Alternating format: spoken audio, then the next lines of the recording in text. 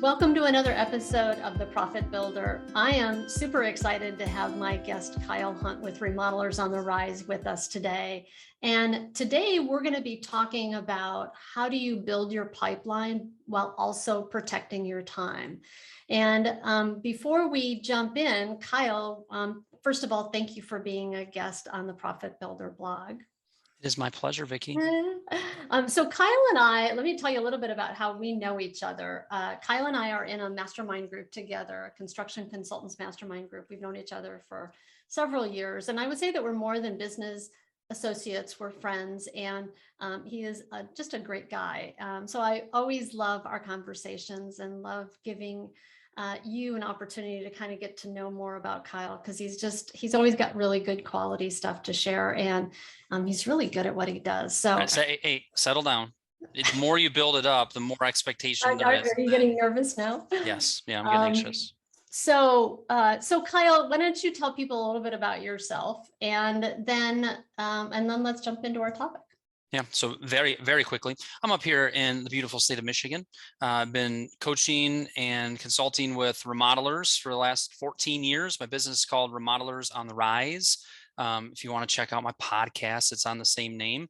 And I work with clients on their sales process, their financials, their marketing, and their leadership. So through one-on-one coaching, through courses, and while I do that, I try to have a lot of fun while we do it. Because who wants to do coaching and like it'd be really boring and just all work? We want to make sure we're having fun, kind of like our businesses should be too. Yeah, which is the whole thing about how do you build pipeline and protect your time so that you can have it be fun. And that's a good segue, actually. So can you just talk about protecting your time, the process of that? Like, so if you could just speak to that a little bit. Yeah. One thing I think that I don't always do a great job of, I think business people in general, how often are we really auditing our time and what we're spending our precious and limited time on?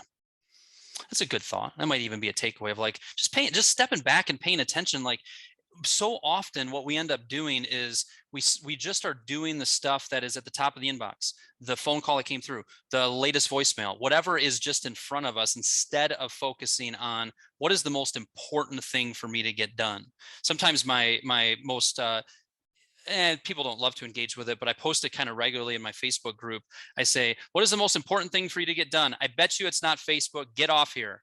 And mostly people are like, yeah, guilty as charged, guilty as charged. We get sucked into so many things. We have to be very purposeful with our time. So I think protecting our time starts with being aware of how we're using it and how we're using it poorly, because hours can disappear quickly. And then all of a sudden we're left still needing to do the most important things that we haven't gotten done. Yeah, thank you. Yeah, I really appreciate that. You know, it's interesting because I think it's like, even when you talk about the whole, like, sitting in front of email or, getting on Facebook. I know for me, sometimes it's a way of getting relief when I'm super busy. Like, it's sort of like, okay, I'm focusing on something else. And yet it can be, like you say, it can be a huge time suck. And, in these days, everybody's busy, right? Contractors are there's a higher demand than ever.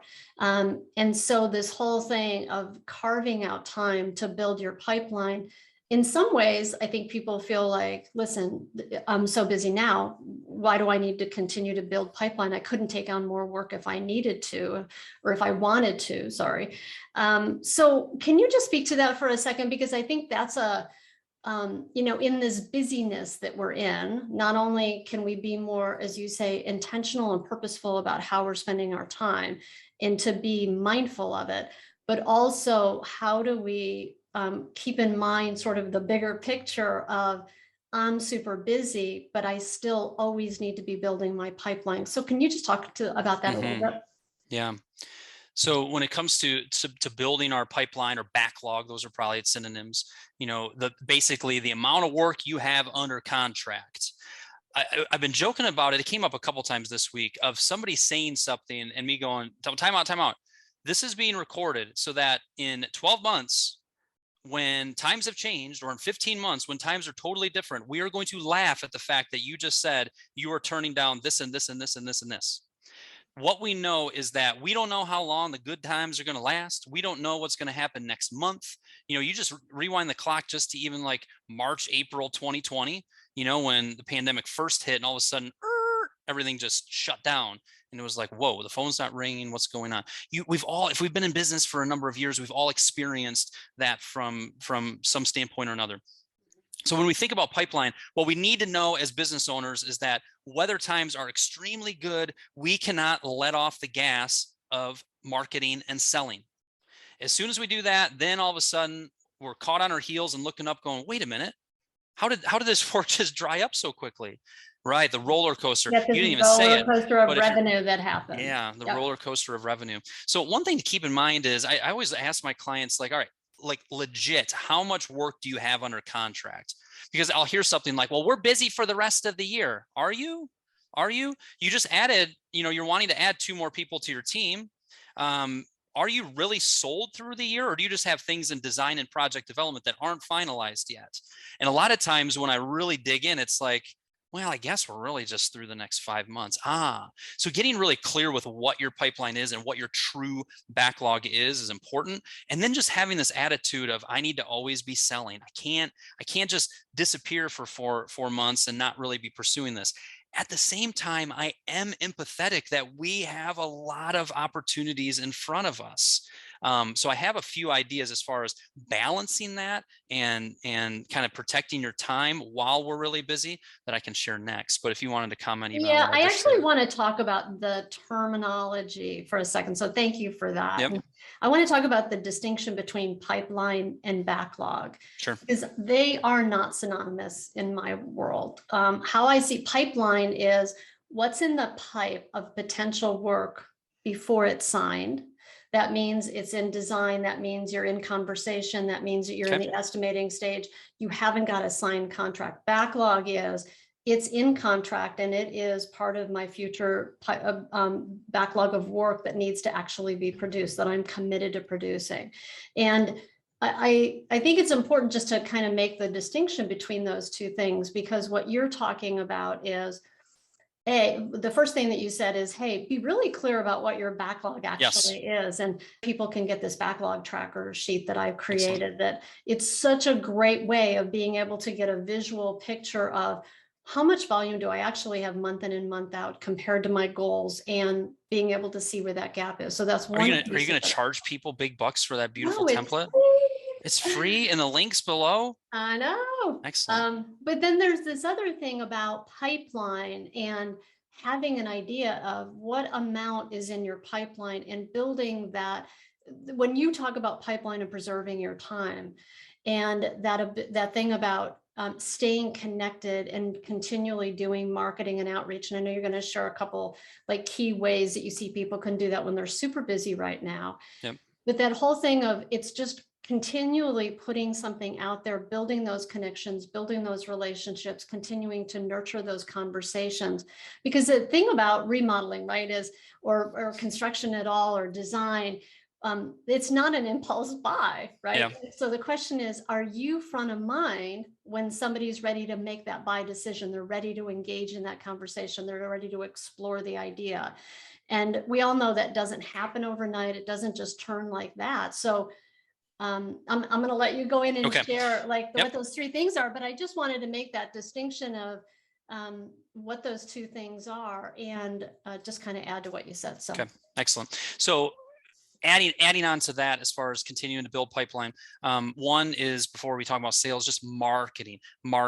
What a wonderful time to test various marketing approaches when you don't really need leads.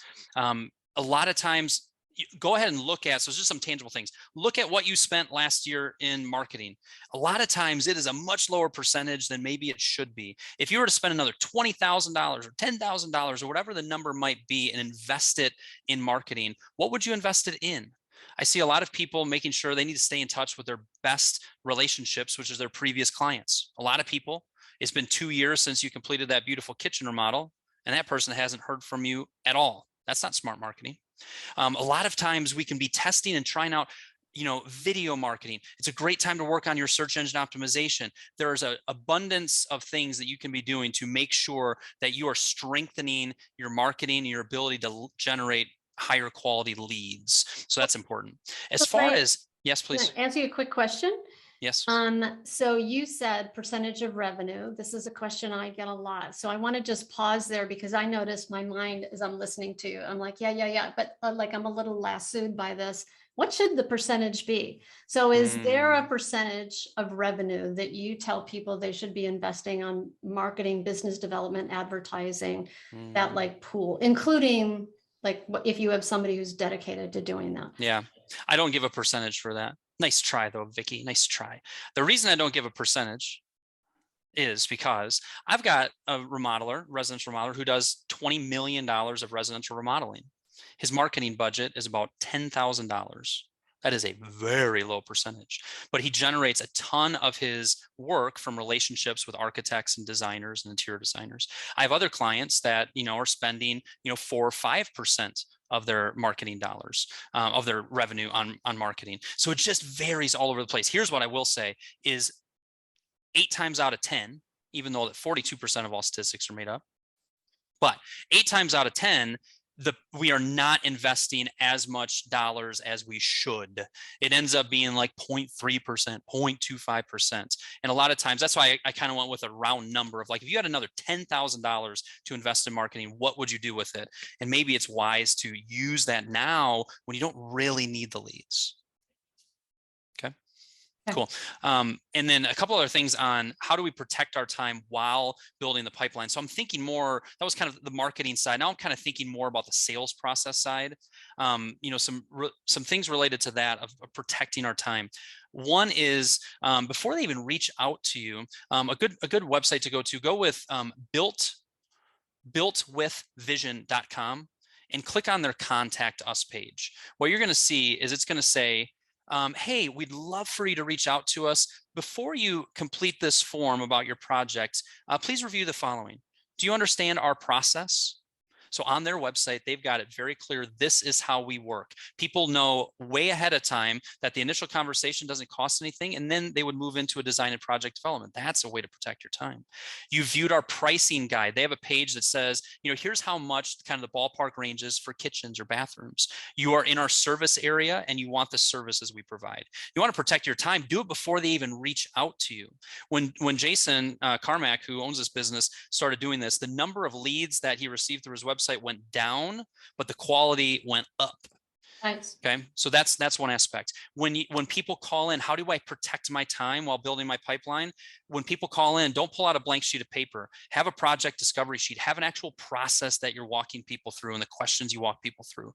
Another way to protect your time is be very clear with this is how we work.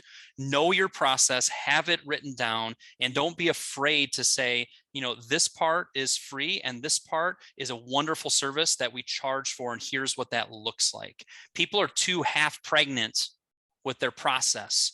You can't be half pregnant, Vicky. You're either pregnant or you're not. So own your process, get it written down and have it clear. That helps protect your time. Can I keep going? Because I'm on a roll. Yeah, can I just say one other thing about that whole thing Yes. about it, have a process is that it also then can allow you to have somebody else do some of that intake process. Yes. First of all, you had them do it on your website where they had to go through a certain amount of effort to get clear for themselves about who you are, what you do, what your average pricing is.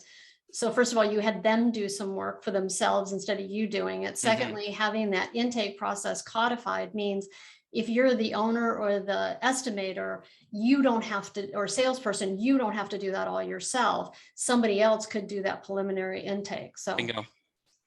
Oh, I'm on a roll though still. How else do you protect your time? I think you said 3 things, but I'm kind of bypassing that. Is that right? Yeah. Okay. Protecting your time while building pipeline. So those things we just mentioned. The other thing is you can, especially if you're doing in basements, kitchens, bathrooms, additions, you need to be charging for the service that you offer with design and project development. But people don't do that in my area. But I've tried that before and it hasn't worked. We need to train more on that. You can give people free estimates based on my years of experience, based on projects we've done that are similar in size and scope. Your project's going to range from here to here. and it's a pretty big range. And then, hey, we can narrow that down. We can get into detailed specifications. We can plan this project really well so it stays on time and on budget. Here's how we do that. Charging for design and development is a huge way to protect your time while building your pipeline. And one other item on here is decide on how many new appointments, in-person appointments, you want to take on per week. If the phone is ringing off the hook and you just keep putting new appointments in, all of a sudden you are just overwhelmed. And by saying we do 2 new appointments per week, we are booked from now through the first week of March. So we're booking appointments for that second week of March. Would you like one of those? That paces it out and really allows you to continue to build pipeline while keeping your time commitment manageable. Yeah. And what I like about what you're saying, Kyle, too, is that it ties back to what you said at the very beginning, which is how do you be purposeful and intentional about your time and be mindful about how you manage and what you're doing with your time. And it's that old thing of if you don't choose, the universe will choose for you. So you choosing and you setting aside a structure for that, A, lets you plan it in your schedule, and B, sets really good expectations with the prospect so that they understand that you have a process. And I also think like that whole thing of all the ways that you just described, having a process, being really clear, communicating it clearly, setting expectations really well with somebody at the front end is the thing that builds more know, like, and trust with people too, because they have more confidence in you when they know, oh, like, you got a process, you know what you're doing. And I think that's huge. I'd say it's interesting how as year after year, I've been doing this for 14 years now. And it's interesting how I am more and more a believer and continue to preach more and more about write down your stinking process. I am a homeowner. I don't know what to expect. Just take it out of what you normally say or out of your head and write it down. Most of you listening to this, if I went to your website, I cannot click on our process and see step by step what happens. And when you embrace that and own that, it literally can transform your sales process. And it's a crazy effective way to protect your time. It repels, good marketing repels non-ideal clients and it attracts ideal clients. And that's what that does. That's a huge part of it. Yeah, I like that. Say that one more time. The whole thing? No, just that last part. It tracks. That last part, what I said, I think is what I said was good marketing. It repels non-ideal clients and it attracts ideal clients. And if your process says, and we give you a ballpark range, and then planning your remodel is so important. It's what leads to a smooth process, on time, on budget. We charge for our design and project development, and it is going to be so beneficial to you. That's going to repel somebody that's just looking for a free estimate. I just need a 4th quote. It's going to attract people to go, that makes sense. Good. Yeah. Thank you. You're welcome. This has been great. It was a little rapid fire there. No, I love it. I love having these conversations with you. And, when Kyle and I were preparing for this, I had kind of there's a direction you went with this that I think was super valuable and helpful for people to start to think about and get their arms around. How do you develop systems and processes so that those as people are moving through your pipeline to get to the point where you're going to start to engage with them, how do you protect your time? Well, it's by having good processes, having the customer do some of the heavy lifting at the front end to get to know you and to commit to filling out the form, having an intake process that's documented, that speaks to asking all those right questions, charging for your time to do an estimate and a scope with the client so that you're protecting your time and that you're only going to get those who are serious. I loved what you said about, a good marketing process and a good intake process will eliminate those who are not good customers and attract those. You liked it so much you wanted me to say it twice. I know. For emphasis purposes. I thought it was great. Good. All right. So thank you. This was awesome. I know that you have there's some things that you do in the domain of marketing that can help people in terms of protecting their time, just in terms of doing marketing and business development. Would you speak to that? I would love to. Share with people, tell them what it is so that they can find out and go check it out. So part of what we were saying there is, to protect your time, you need to keep marketing. And I mentioned staying in touch with previous clients. So a lot of people have great intentions of staying up to date with their social media posts, and they have great intentions of sending an email once a month out to all of their previous clients you already have know, like, and trust with. But because you are very busy and because you have 14 other things to do, you don't get around to it very often and you're not consistent with it.